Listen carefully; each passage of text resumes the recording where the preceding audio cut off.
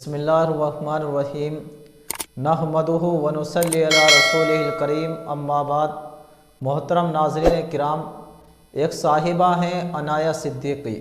ان کا سوال ہے کہ مفتی صاحب سمرن نام کا مطلب بتلا دیجئے۔ تو سمرن جو لفظ ہے یہ عربی لغت کے اندر، اردو لغت کے اندر استعمال نہیں ہوا ہے۔ اس لفظ کا کوئی معنی نہیں ہے، کوئی مطلب نہیں ہے، یہ مہمل لفظ ہے۔ تو البتہ یہ نام رکھنا مناسب نہیں ہے، صحیح نہیں ہے۔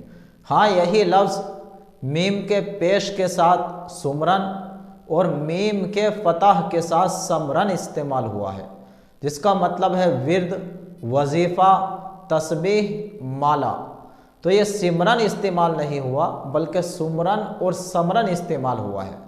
لیکن مناسب یہ ہے کہ یہ نام نہ رکھا جائے اور اس کی جگہ اچھا نام رکھا جائے، ایسا نام رکھا جائے کہ جس کا مطلب اچھا ہو، جس کا معنی خوبصورت ہو۔